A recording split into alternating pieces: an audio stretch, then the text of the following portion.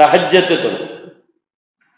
இது நம்ம இடத்துல நிறைய பேர்கள்ட்ட இந்த பழக்கங்கள் ஆக குறைவாக இருக்கிறது. ஆனா தஹஜ்ஜத் மாதிரி ஒரு பெரிய பாக்கியம் உள்ள இந்த உம்மத்திற்கு தரப்பட்ட நிஅமத், அருள், ரஹ்மத் எதுவுமே கிடையாது. ஒரு குடும்பத்திற்கு அல்லாஹ்வுடைய ரஹ்மத்தை அள்ளி தருவதில் தஹஜ்ஜத் முக்கியமான இடத்தை பிடிக்கும்.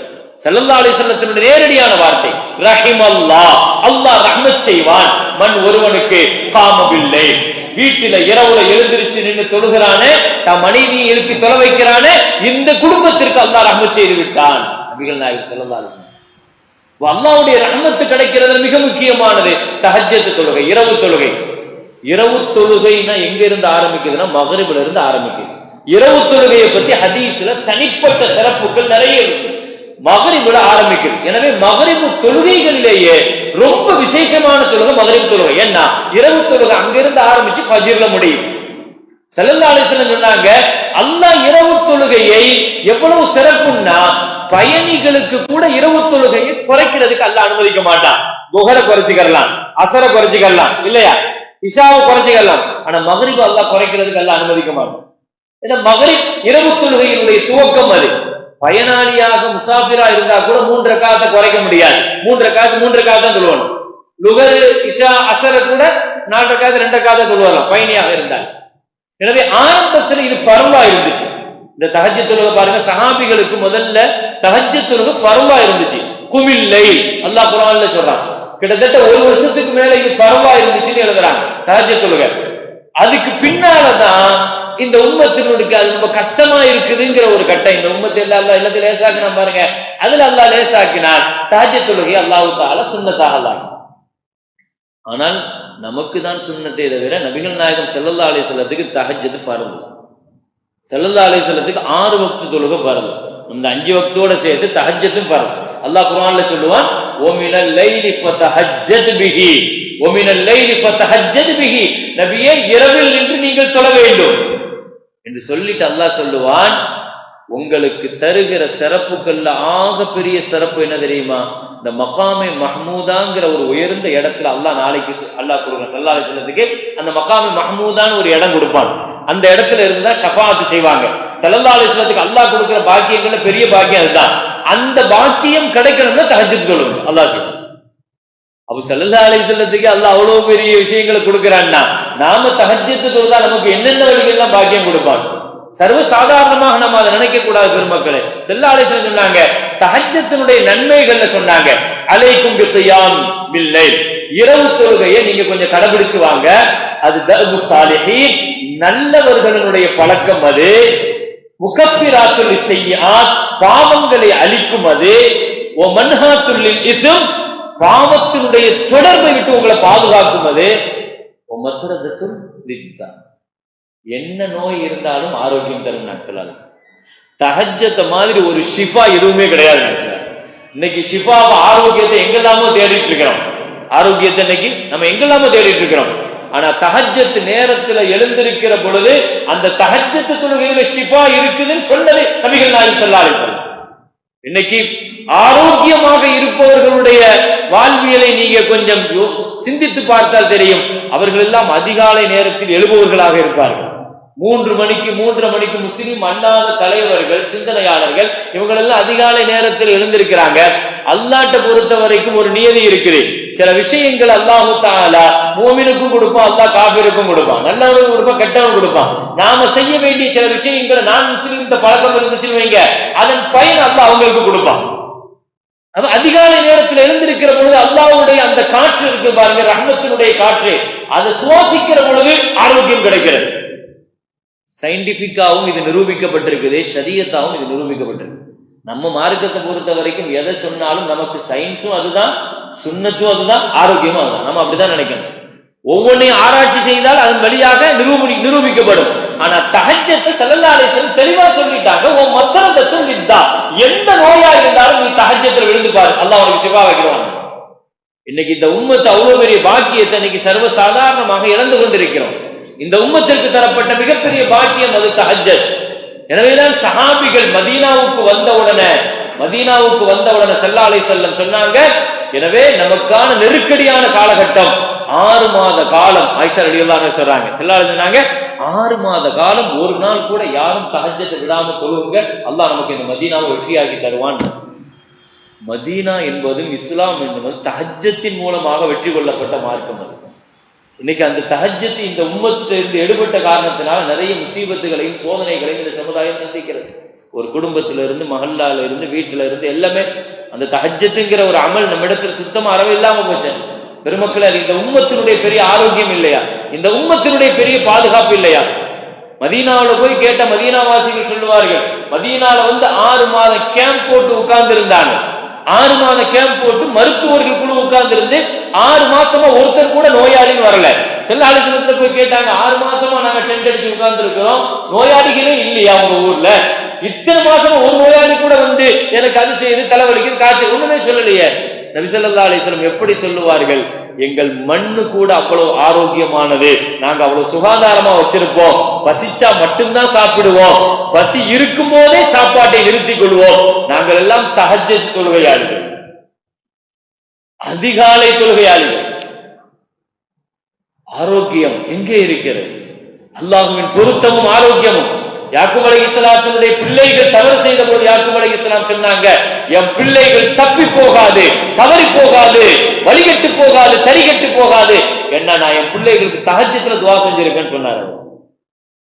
எத்தனை பெற்றோர்கள் தங்கள் பிள்ளைகளுக்காக தஹஜ்ஜத்தில் கையேந்திருக்கிறோம்? பிள்ளைகளின் வாழ்க்கைக்காக தஹஜ்ஜத்தில் எத்தனை பேர் கையேந்திருக்கிறோம்? தஹஜ்ஜத்தினுடைய நேரம் அல்லாஹ்வுக்கு நெருக்கமான நேரம். குர்பத்துன் இலல்லாஹ். தஹஜ்ஜத் தொழுகிறதுல பல நிலைகள் இருக்கு. தஹஜ்ஜத்துல ஒன்னு இருக்குது இரவு முழுக்க தொழுகிறது, அல்லாஹ் குர்ஆன்ல சொல்றான், இரவு முழுக்க தொழுகிறது. இன்னொன்னு இருக்குது இரவுல மூணா பிரிச்சு மூணுல ஒரு பகுதி, இரவு மூணா பிரிக்கிறது, மூணுல ஒரு பகுதி தொழுகிறது. ரெண்டாவது இரவு பாதியா பிரிச்சு தொழுகிறது, இரவு 6ஆ பிரிச்சு தொழுகிறது. கடைசி இரவுனுடைய கடைசி பகுதியில் தொழுகிறது. குறைஞ்சபட்சம் ஃபஜ்ருக்கு முன்னால 4 ரக்காத் தொழுகிறது. ஆக குறைஞ்சது தஹஜ்ஜத். தஹஜ்ஜத்துல ஃபஜ்ருக்கு முன்னால ஒரு 4 ரக்காத் தொழுகிறது. இது கூட முடியாம இருக்கும். சிலவங்களால தஹஜ்ஜத்துங்கிறது தூங்கி எழுந்ததுக்கு பின்னால்தான் அது சுன்னத்து, அதுதான் அப்படித்தான் தொழுகணும் முறை. ஒருவேளை தூங்கி எழுந்திருக்க முடியல என்ற ஒரு கட்டம் வருகிற பொழுது குறைஞ்சபட்சம் தூங்குறதுக்கு முன்னாலேயே தொழுதுருங்களேன். சில பெருமக்கள்கிட்ட பழக்கம் இருக்குது, தூங்குவாங்க, திடீர்னு எழுந்திருச்சா தொழுவாங்க, தூக்கம் வந்தா தூங்கிடுவாங்க. தஹஜ்ஜத் தொழுகை நபிகள் நாயகம் ஸல்லல்லாஹு அலைஹி வஸல்லம் இந்த உம்மத்திற்கு அவ்வளவு வலியுறுத்தினார்கள் பெருமக்களே. ஏன்னா அதுல அவ்வளவு பெரிய பாக்கியம் இருக்கிறது. நபிகள் நாயகம் ஸல்லல்லாஹு அலைஹி வஸல்லம் இரவு நேர தஹஜ்ஜத்துல அதிகமாக குர்ஆன் ஓதுங்கன்னு சொல்றாங்க. இரவுல தஹஜ்ஜத் நேரத்துல நீங்க குர்ஆன் ஓதுனீங்கன்னா அல்லாஹ் தஆலா உங்களை வணக்கசாலியா அல்லாஹ் கபூல் செய்வான். இமாம் கஸாலி ரஹ்மத்துல்லாஹி எழுதுறாங்க, தஹஜ்ஜத் தொழுகணும்னு சொன்னா அதுக்கு சில விஷயங்களை கடைபிடிக்கணும்னு இமாம் கஸாலி ரஹ்மத்துல்லாஹ்.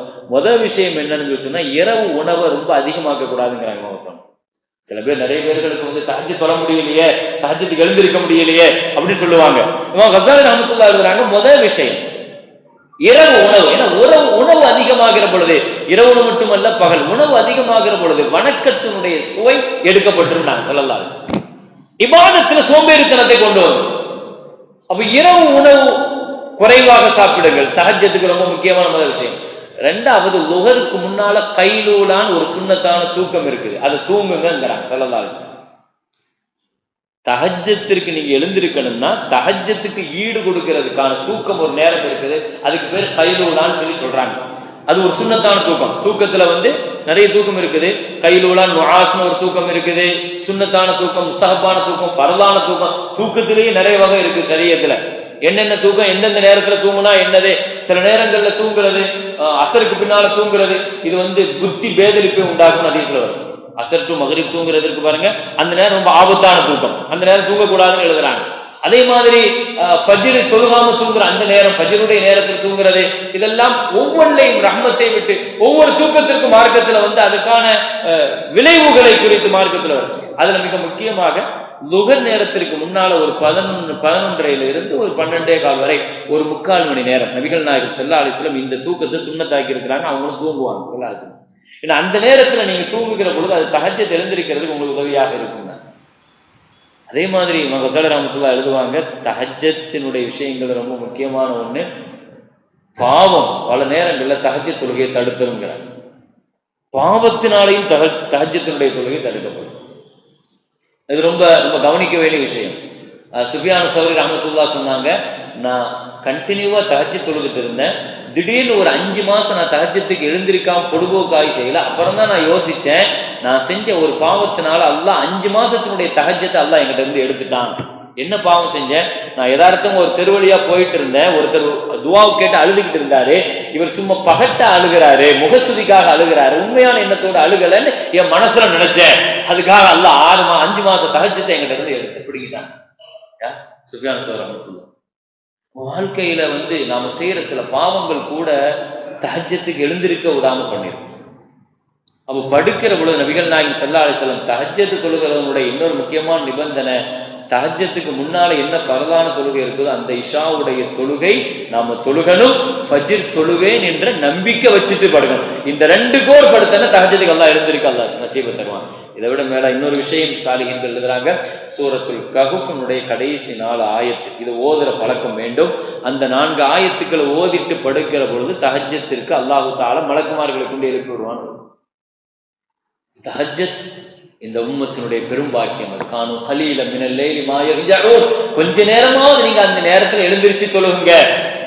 ஸல்லல்லாஹு அலைஹி வஸல்லத்துல ஒரு பழக்கம் இருக்குது, தஹஜ்ஜத் நேரத்துல அவங்க தொழுதுட்டு போய் யாரெல்லாம் தஹஜ்ஜத் தொழுகிறாங்கன்னு பார்க்க போவாங்க. அபூபக்கர் ரலியல்லாஹு அன்ஹுடைய தஹஜ்ஜத்துல ஓதுற கிராஅத் ரொம்ப பிரபல்யம். தஹஜ்ஜத்துல அவங்க வீட்டு திண்ணையில இருந்து ஓதுவாங்க கிராஅத். எப்படி ஓதுவாங்கன்னா ரொம்ப மெதுவா ஓதுவாங்க. அபூபக்கர் ரலியல்லாஹு தஹஜ்ஜத்துல குர்ஆன் ஓதுறது அவ்வளவு பெரிய பாக்கியம். ஸல்லல்லாஹு அலைஹி வஸல்லம் ஒரு 10 ஆயத்து ஓதுற பழக்கம் அல்லது 100 ஆயத்து ஓதுற பழக்கம். நபி ஸல்லல்லாஹு அலைஹி வஸல்லம் தஹஜ்ஜத்துக்கு குர்ஆன் ஆயத்து எவ்வளவு ஓதுவாங்கன்னா, பின்னால தக்பீர் கட்டி நின்ன இப்னு அப்பாஸ் ரலியல்லாஹு சொல்றாங்க, ஸல்லல்லாஹு அலைஹி வஸல்லம் தக்பீர் கட்டினாங்க, பின்னால நான் தக்பீர் கட்டிட்டேன், அலிஃப் லாம் மீம் ஆரம்பிச்சாங்க சூரத்துல் பக்ரா. ஒரு 10 ஆயத்து ஓதுவாங்க, 20 ஆயத்து ஓதுவாங்கன்னு பார்த்தா 2.5 ஜுஸுவை முடிச்சுட்டாங்க. பின்னால நான் நிக்கிறேன், என்னால நிக்க முடியல, நான் உட்கார்ந்துருவோம்னு பயந்துட்டேன். சரி சூரத்துல் பக்ராவோடு முடிச்சிருவாங்க நினைச்சிட்டு இருக்கும்போது அடுத்த ஆயத்தை ஆரம்பிக்கிறாங்களா, அடுத்த சூரா ஆல இம்ரான் ஆரம்பிச்சாங்க, அடுக்கடுத்து நிசா ஆரம்பிக்கிறாங்க. இப்னு அப்பாஸ் ரலியல்லாஹு ஸல்லல்லாஹு அலைஹி வஸல்லம் யாருக்காவது துஆ செய்யணும்னா ஒரு பழக்கம் என்னன்னா, தஹஜ்ஜத்துல யாராவது ரசூலுல்லாஹ் போய் சந்திச்சா அந்த நேரத்துல துஆ செஞ்சிருவாங்க ஸல்லல்லாஹு அலைஹி வஸல்லம். இப்னு அப்பாஸ் ரலியல்லாஹு சொன்னாங்க, எனக்கெல்லாம் தஹஜ்ஜத்துல தான் துஆ செஞ்சாங்க. அல்லாஹும்ம அல்லிமுல் கிதாப், யா அல்லாஹ் இந்த பிள்ளைக்கு நீ குர்ஆனுடைய இல்ம கொடு, தஃசீருடைய இல்ம கொடுன்னு எனக்கு ஸல்லல்லாஹு அலைஹி வஸல்லம் துஆ செஞ்சது தஹஜ்ஜத்துல எழுதுறாங்க. அனஸ் ரலியல்லாஹுக்கு தஹஜ்ஜத்துல துஆ செஞ்சாங்க, யா அல்லாஹ் இந்த பிள்ளைக்கு நீண்ட ஆயுள கொடு, நிறைய பேர பிள்ளைகளை பெறக்கூடிய பார்க்கிற பாக்கியத்தை கொடு, நிறைய ரிஸ்க கொடுன்னு துஆ செஞ்சாங்க. அப்ப தஹஜ்ஜத்துல பெருமக்களுடைய துஆ. ஸல்லல்லாஹு அலைஹி வஸல்லத்துல வேலை செஞ்ச ரபியாங்கிறவருக்கு சொர்க்கம் ஸல்லல்லாஹு அலைஹி வஸல்லம் வாங்கி கொடுத்தார்கள் துஆவின் வழியாக. இப்படி தஹஜ்ஜத்தினுடைய நேரத்துல அபூபக்கர் ரலியல்லாஹு மெதுவா ஓதுவாங்க. அந்த கிராத்தை பின்னால நின்று ஸல்லல்லாஹு அலைஹி வஸல்லம் நினைச்சுவாங்க, அபூபக்கர் ரலியல்லாஹு பின்னால நின்று தொழுவாங்களாம் தஹஜ்ஜத்துல. நான் ஓதுறது மட்டுமல்ல, கேட்கறது நசீப் இல்லையா. கியாமுல் லைல் அல்லாஹ் தஆலா இந்த ரமலான்ல நமக்கு ஒரு பெரிய பயிற்சியா அல்ல பாடமா அல்லாஹ் தந்திருக்கிறான். ரமலானுடைய காலங்கள்ல நம்ம தராவி தொழுகிறோம், இதுவும் கியாமுல் லைல் தான். தராவிகள்ல தொழுகைக்கு பின்னால நின்று குர்ஆனை கேட்கறது இதுவும் கியாமுல் லைல், இரவு தொழுகையில தான் வரும். எனவே அது தஹஜ்ஜத்தையும் நாம் பயிற்சி ஆக்கணும். ஏன்னா அதுக்குன்னு தனிப்பட்ட முறையில் எழுந்திருக்க தேவையில்லை, சஹருக்குன்னு எழுந்திருக்கிறோம். ரமலான்னாலே ஒரு பயிற்சி தானே. சஹருக்குன்னு எழுந்திருக்கிறப்போ ஒரு 4 ரக்காஅத்து தொழுகலாம், 8 ரக்காஅத்து தொழுகலாம். இதுவெல்லாம் ஒரு பயிற்சியாக பழக்கமாக ஏற்படுத்திக் கொள்ள வேண்டும். கேட்டுட்டு போய் அப்படி உமர் ரலியல்லாஹுக்கு பின்னால போய் தக்பீர் கட்டி நிற்பாங்க தஹஜ்ஜத்துல. உமர் ரலியல்லாஹு சத்தமா ஓதுவாங்க, அபூபக்கர் ரலியல்லாஹு ரொம்ப மெதுவா ஓதுவாங்க தஹஜ்ஜத்துல. அவங்க கிராத்தை பின்னால நின்று ரொம்ப கவனிச்சு கேட்பாங்க. உமர் ரலியல்லாஹு சத்தமா ஓதுவாங்க, பின்னால நின்று ஸல்லல்லாஹு அலைஹி வஸல்லம் தக்பீர் கட்டி நிக்கிறதே தெரியாது. சலாம் வாங்கினதுக்கு பின்னால 2 பேரையும் கூப்பிட்டு ஸல்லல்லாஹு அலைஹி வஸல்லம், அபூபக்கர் ரலியல்லாஹு நீங்க மெதுவா ஓதுறீங்க. அபூபக்கர் ரலியல்லாஹு சொன்னாங்க, யா ரசூலல்லாஹ் குர்ஆனுங்கிறது நான் அல்லாஹ்வோடு பேசுறது, அல்லாஹ் முதல் வானத்துக்கு வந்தாராம், எனவே இவ்வளவு நெருக்கமா நானும் அல்லாஹ்வும் ரொம்ப நெருக்கமாயிரும். அல்லாஹ்வோட நான் ரகசியம் பேசுறேன், முனாஜாத் பேசுறேன், எனவே அஸ்மாத்து மன் நாஜைத்து, அவனுக்கு கேட்கும், எனக்கு அது போதும் அப்படின்னா. நான் யாரோட பேசுறேனோ அவனுக்கு கேட்கும் தானே. உமர் ரலியல்லாஹு கேட்டாங்க, நீங்க ஏன் இவ்வளவு சத்தமா ஓதுறீங்க? உமர் ரலியல்லாஹு சொன்னாங்க, குர்ஆன் சப்தமிட்டு ஓடும்போது ஷைத்தான் அந்த இடத்தை விட்டு விரண்டு ஓடுவான். ஷைத்தானை விரட்டுறதுக்கும் தொழுகையாளிகளை தஹஜ்ஜத்திற்கு எழுப்புறதுக்கும், நான் சும்மா எழுப்புறதை விட குர்ஆனுடைய வசனத்தோடு அவங்க எழுந்திருக்கட்டுமே. ஸல்லல்லாஹு அலைஹி வஸல்லம் சொன்னாங்க, அபூபக்கர் ரலியல்லாஹு நீங்க கொஞ்சம் சப்தத்தை கூட்டிக்கங்க, உமர் ரலியல்லாஹு சொன்னா நீங்க கொஞ்சம் சப்தத்தை குறைச்சிக்கங்க. வபதகி பைன தாலிக சபீலா, தொழுகும் போது கிராத் நடுத்தரமா இருக்கணும், ரொம்ப சத்தமா இருக்கக்கூடாது, ரொம்ப மெதுவாகவும் இருக்கக்கூடாது. ஸல்லல்லாஹு அலைஹி வஸல்லம் அப்ப தஹஜ்ஜத்துக்கு தொழுகிற பழக்கம், தொழுகையாளிகளுக்கு பின்னால் போய் நின்று அவங்களை ஆர்வப்படுத்துற பழக்கம், இதுவெல்லாம் நபிகள் நாயகம் ஸல்லல்லாஹு அலைஹி வஸல்லம் அவர்களிடத்தில் இருந்தது. அதற்கு அபூ ஹுரைரா ரலியல்லாஹு அன்ஹு சொல்லுவாங்க, அபூ ஹுரைரா அன் தகூன ரஹ்மத்துல்லாஹி அலைக மப்ஊஸன் மக்பூரன் ஹய்யன் வ மய்யிதன். உயிரோடு இருக்கும் போதும் நீ மௌத்தான பின்னாலேயும் உன் கபரிலேயும் உன் மறுமையிலேயும் அல்லாஹ் உனக்கு ரஹ்மத் செய்யணும்னு நீ ஆசைப்படுறியா அப்படின்னு கேட்டான். அபூ ஹுரைரா, ரசூலுல்லாஹ் நிச்சயமா அந்த பாக்கியம் எனக்கு வேணும். சிலர் சொன்னாங்க ஃபஸல்லி அந்த இரவு தொழுகை தொழுகணும், இரவு வணக்கத்தை கடைபிடிச்சு வாங்க. இரவு இபாதத்து ரொம்ப முக்கியமானது. நபிகள் நாயகம் ஸல்லல்லாஹு அலைஹி வஸல்லம் சொன்னாங்க, புகாரில வரக்கூடிய ஒரு ஹதீஸ், அதற்கு இப்னு உமர் அப்துல்லாஹ் இப்னு உமர் ரலியல்லாஹு ஒரு கனவு கண்டார்கள். அந்த கனவுல 2 மலக்கு அவர் கையை பிடிச்சிட்டு நரகத்தினுடைய வாசல் வரை கொண்டு போயிட்டு இது உங்களுக்கான இடம் இல்லைன்னு சொல்லிட்டு திரும்ப கூட்டு வந்துட்டாங்க. புகாரி ஷரீஃப்ல ஒரு ஹதீஸ். அவர் காலையில் எழுந்திரிச்ச உடனே ஸல்லல்லாஹு அலைஹி வஸல்லம் போய் தன் சகோதரி ஹப்ஸாட்ட கேட்டு விட்டார். ஸல்லல்லாஹு அலைஹி வஸல்லம் இந்த கனவுக்கு விளக்கம் கேட்டுடுவான்னு ஹப்ஸா அம்மா போய் கேட்டாங்க, யார சொல்லல என் சகோதரர் இப்படி கனவு கண்டார். ஸல்லல்லாஹு அலைஹி வஸல்லம் சொன்னாங்க, அப்துல்லாஹ் இப்னு உமர் ரலியல்லாஹு நிறைய இபாதத்து செய்யறவர், நிறைய இபாதத் செய்வார். ஆனா அவர்கிட்ட ஒரே ஒரு சின்ன ஒரு தவறு இருக்குது. என்னன்னா தஹஜ்ஜத்துல மட்டும் கொஞ்சம் கவனக்குறைவா இருக்கிறாரு. அதுக்கு தான் அல்லாஹ் நரகத்தை வரையும் கூட்டு போய் காமிச்சிருக்காங்க.